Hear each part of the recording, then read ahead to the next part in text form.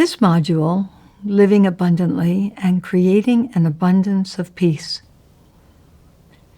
Here, I will offer my way of looking at abundance. It may be quite different from other ways we may have considered.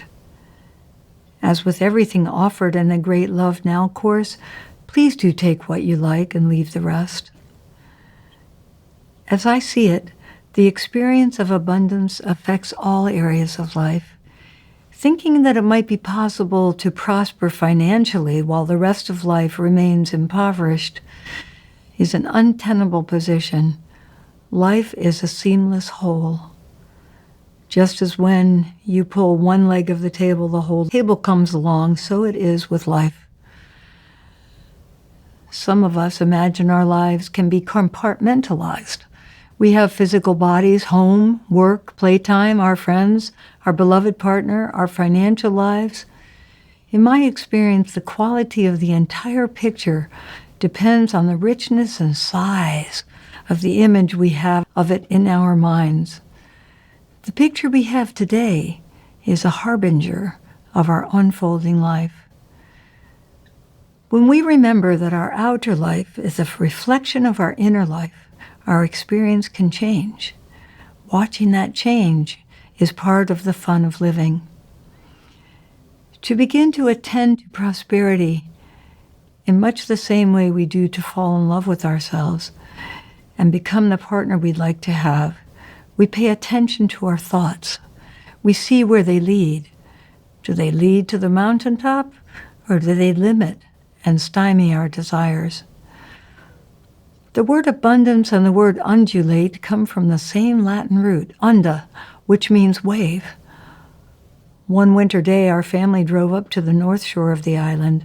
The waves were huge, sometimes even covering the road. We drove into the upcountry and looked down on the ocean. I could see the swells beginning like ripples way out from the shore. I watched them one by one gather momentum and become waves 20 feet high as they neared the beach. The power of the ocean is unquestionable. Waves will rise and fall. It is the nature of waves to flow. The important thing about waves and flow is not to try to stop them. We can allow all the goodness of life to flow both in and out freely without grasping or clutching. What has flown in for a moment must go to its next place. In going, it prepares the space for the next wave of abundance to flow in. One of the most powerful laws of abundance, as I see it, is that giving and receiving are the same thing. The waves flow to us, and from us they flow to others. We can relax into the natural rhythm of life. As we give, so shall we receive. Money and the pursuit of it is a huge part of life in this world. Because of this, money is also one of our greatest teachers. If our relationship with money has been a difficult one, it can often be healed quite easily by changing how we look at it. We do what we are inspired to do. The money that we need comes to us. Giving freely is the cause of both of those things. We give according to our talents. We give the gifts that have been given to us in this life. When we're giving in the marketplace gives back to us in the form of money. It is all in the flow of giving and receiving being one and the same. Here is perhaps a radical idea. The universe is an abundant and gracious lover. It lavishes riches on those who see abundance. We may have felt like we had to make life happen, that the whole of whether we were taken care of or not fell on our shoulders. We come together with one another. Perhaps our partner has a different way of looking at things than we've ever imagined. What a blessing that we come together with open hearts and the willingness to see things differently. As we've said, change can happen easily. With just a tiny shift in perception, we can be open to seeing things a new way and developing the trust to relax into a new way of approaching our financial life. When we take our true place on earth, we discover that as long as we are true to our song and sing it the best we know how, the universe provides for us. And what if we don't sing our song? Then I believe life will continue to bring up anything that stands in the way of our singing. That may look like struggle for the simple needs of daily life. It may look like out-and-out poverty. The solution is always the same. Let's fall back into the arms of our true selves and do what we're made for. Then we can relax into the waves of fortune. As I see it, money is yet another expression of that energy which permeates everything that exists. I choose to call that energy love. If we think that we earn our money, are we cutting ourselves off from a simple realization? We are invited to give freely of what has been freely given to us. We are invited to receive freely of what is freely given to us from life. The loop of giving and receiving is seamless. It remains unbroken no matter what we think. The idea that we have to earn what is given to us permeates the functioning of our world. Yet since we are inseparable from nature, it is our nature to give our riches. We each have been given specific gifts to give and the means to give them. We are each given natural talents to develop and offer to a world which needs them and will welcome them. At the same time, much has been prepared for us. We are receiving all the time, whether we are aware of it or not. As I see it, our task is to live in the full sunlight of the reality that giving and receiving are a continuum of the same love energy.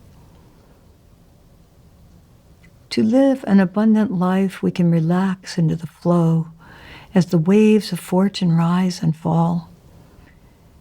Great good has been prepared for each of us.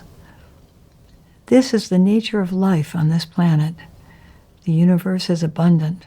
Yet in this world, there are certainly two ways to look at abundance. One has the theme song of, there isn't enough love nor money for everyone, and there never will be. The only way I can imagine having enough for myself is to work to have as much as I can, hold on to everything that comes my way, and constantly be on the lookout for more. Fortunately, there is another picture and another song. There are lavish amounts of everything.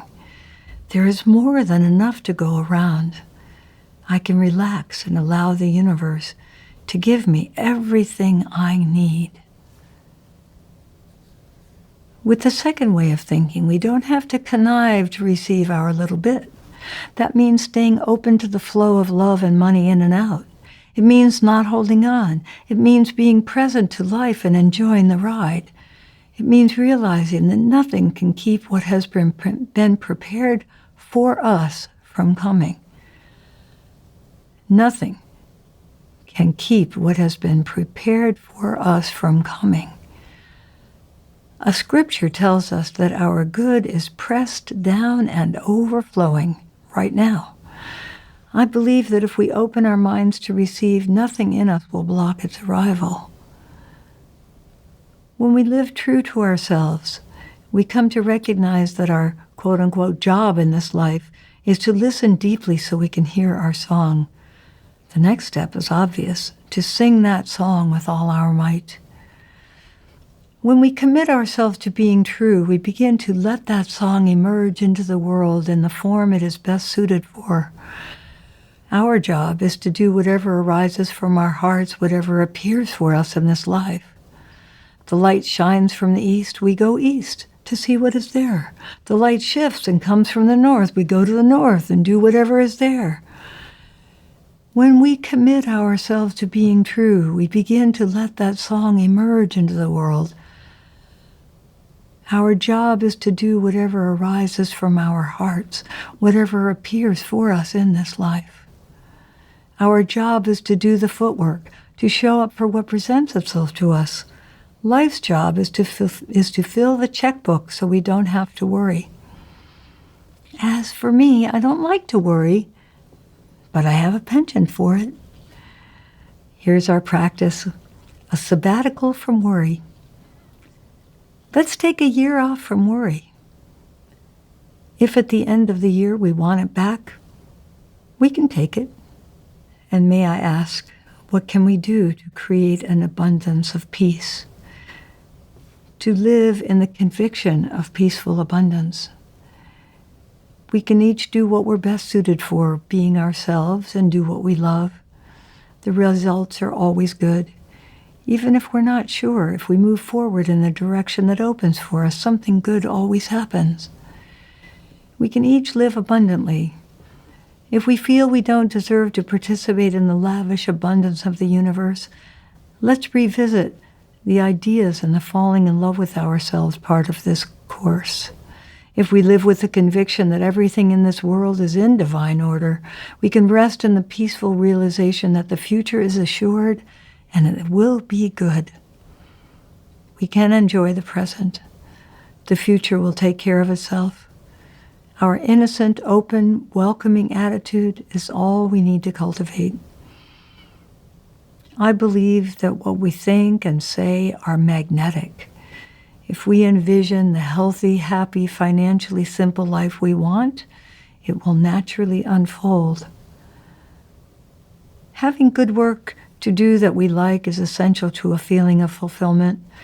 We have the honor and the responsibility to contribute to the world according to our talents and calling. Our work may be simple. All that matters is that we enjoy ourselves. Finding our right livelihood, work that we enjoy, however, can be challenging. When we assess where we are right now, we may find that we are far from where we want to be. We may be doing a job we don't like. We may be working longer hours than we would like, and for many people, that may be a gross understatement. Let's face it, many people are doing work they don't love. For some reason, we may think we have to. However, when faced with the reality that life is way too short to waste in doing something we don't love, we have two choices. Find out what we love and do it, or, and this is really important, find a way to fall in love with what we're doing now. Two choices. Find out what we love and do it, or find a way to fall in love with what we're doing now. One of the meanings of the Sanskrit word dharma is right way of living. How we are meant to live and what we are meant to do is already singing its harmonious song in our souls. All we have to do is listen. When we sing along with our song, we'll do what we love, and work will become play. Why not, I ask? Brother Lawrence was a Carmelite friar in the Middle Ages. He worked in the kitchen and in the vegetable garden. Doing the most menial tasks, he practiced the presence of God in all of them. Often all we need to do to begin enjoying the work we do is to shift our perception a tiny bit. We can remember who we are and celebrate that in every moment of the day, no matter what our work is. That will open the way for one of two things. Either we will fall in love with the work we're doing now, or the way will smooth for the next right thing to appear. We will find ourselves shifting easily to a more true place. This is my heart's desire for all of us. I really don't know anything. I find myself embracing the ideas I've just shared with you.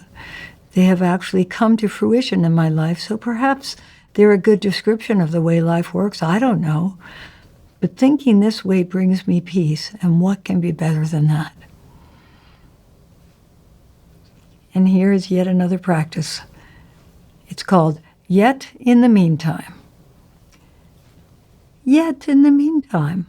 Sometimes we find ourselves doing a job that certainly doesn't feel like we're singing our song. It's a job that pays the bills, and that's a good thing.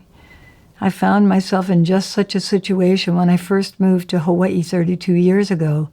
My work was more demanding than I liked, and what helped me most was to become clear about what the job provided me. The chance to swim in the ocean every day, to live in the soft, tropical atmosphere that called me to Hawaii in the first place. Then I saw clearly that as long as I did my best to do what was asked of me at work, I could relax, take the money they paid me, and use it to live the most fulfilling life I could outside work hours. The transaction between me and my employer became clear and clean. I did my job, they paid me, I lived my life. What was important was the same as ever. I was the only one who could fill my cup on a daily basis, the only one who could love myself through what was indeed a challenging time. Happily enough, because life is experimental and I can creatively craft my life as I go along, that job is long past. Through that experience, I learned more about myself and what would be my best work scenario. I haven't had a job since then that didn't allow me to thrive at work as well as outside work. Looking back, I can see the blessings that job brought. Let's not be shy to give our gifts. As children, we may already know what we're quote-unquote good at, and our attention is drawn to what comes naturally to us. We may feel our life is directed. As I see it, all gifts we have to share have been given to us. We are invited by life to give those gifts to others. As we offer what we have been blessed to receive, the delight in being in harmony within ourselves leads to the glow of fulfillment. We find ourselves being of service to others and feeling joy at the same time. We discover that what we do for others brings us joy and peace. A deep sense of satisfaction comes naturally from being a channel for a gift to be given. All that this giver has done is to learn that either resisting or trying to direct the flow of life is pointless. Kindness breaks into life, singing as it will. All we can do is to be willing to be sung through by the song of life. And this leads us into the last part of the course, where we delve into the mystery at the heart of life, which I call the divine and which goes by many names.